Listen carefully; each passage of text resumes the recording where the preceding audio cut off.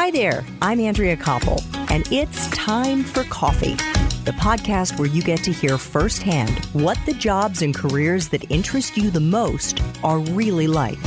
Hey there, Java junkies. Welcome to another K-Cup mini episode of Time for Coffee. By the way, K-Cups come in 3 sizes, single, double, and triple shots, or roughly 1 minute, 5 minutes, or 10 minutes in length. So if you don't have time to throw back an entire caffeinated career conversation, these K-Cup mini episodes of T4C can give you a quick caffeinated fix, whether you're on the go or you only have a few minutes to binge. So grab your mug and take a chug, because it's time for a caffeinated career triple shot K-Cup with my guest, David Rosenstein.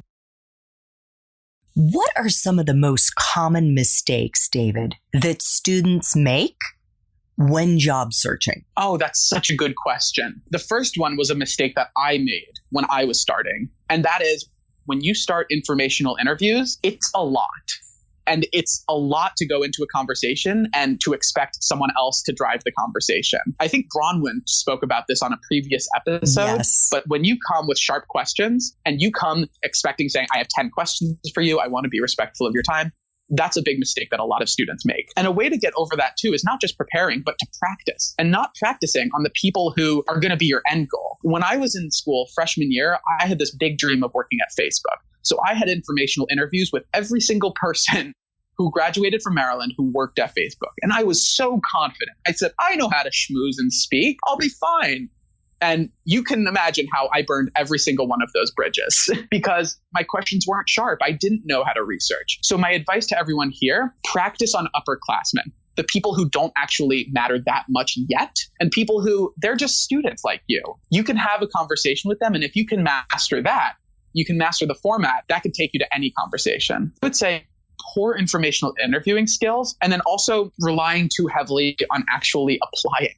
I speak with students who say, I applied to 90 jobs. Why haven't I heard back? And I say, well, what did you do? And they said, I clicked apply. And I sort of bury my head in my hands and say, so are thousands of other people. If thousands of other people are doing that, you're not going to get any different results than them. And so not relying on networking and relying on networking too prematurely before you feel comfortable. Those would be the 2 big mistakes I see. Yes. And I just want to clarify something. When David said showing up for an interview, he mentioned Bronwyn Salambani, who was one of the guests on Time for Coffee. And you can just go into the Time for Coffee website and put Bronwyn, BRONWYN, in the search bar, and you'll see her episodes. But you do want to show up and say, I've got 10 questions.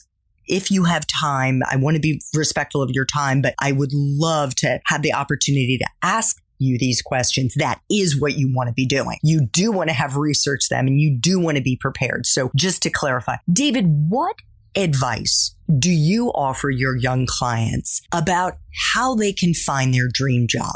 Oh, that's such a wonderful question. And so often students come to me and say, I know I want to work at Google. And I say, why? And they go, well, because it's Google. And they put the magic outside on the company. The secret to starting with and finding your dream job is by really identifying what's most important for you. When I speak with students, one of the first questions that I ask them is, what lights your fire?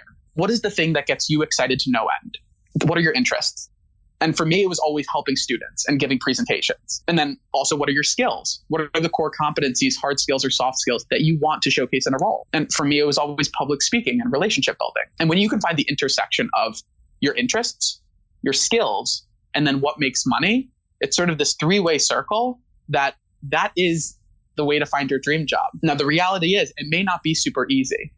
Some dream jobs for me, sales was readily available. And I can sort of fall into that. But I worked with a client a couple of months ago who she knew she was interested in energy and in renewable energy, clean. She has an engineering background. Her dream job wasn't really that available to her. So what we did together is we came up with a strategy to find professionals who were semi-related to fields that excited her. And we just asked her to have conversations. And through those conversations, she always ended each conversation by saying, from speaking with you, I learned X, and I'm so grateful I did.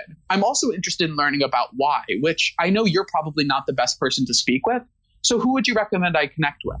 And that introduction was so respectful and opened up the network exponentially, because now she was speaking with the network of the person she was talking to. And so through the conversations and through the self-introspection, boom, she ended up finding her dream job just a little over a month later. So it's hard. And you have to be very clear in terms of what your interests are and what your skills are. If you're not sure what those are, I definitely recommend taking a skills assessment quiz or a personality quiz, or asking around the people around you, saying, hey, what do you think are some of the things that I'm best at? Who are the people who you work with in any side jobs or leadership roles? They might have more perspective for you than you may think. Okay. I spent 20 years as a journalist, and we have like shorthand, especially for broadcast journalists, but really for any journalist. When a sound bite goes off, right? Like when you hear that sound bite that you want to use in your story, be like alarm bells. Alarm bells were going off in my head here because, friends, what David just laid out there is how you network strategically. That is the purpose of informational interviewing. I like to describe it as it's the process of it's the Goldilocks experience, and frankly, that is what internships are for. It's sampling bowls of porridge to find the one that's the right temperature. So you go through these experiences, you talk with them, and you learn. And through the process of learning and connecting in an authentic way with the person on the other line, whether it's a picture, a Zoom, or whether it's a phone, you are building your network in a meaningful, strategic way. Thanks for tuning in to this K-Cup mini episode of Time for Coffee. If you want to listen to our entire caffeinated career conversation, please check out the show notes for this episode. Thanks so much for listening to Time for Coffee, where the professionals in the jobs that most interest you always have time to grab coffee 24/7, no matter where you live. I have one quick favor to ask you. Remember to rate, review, and subscribe to Time for Coffee. Thanks so much.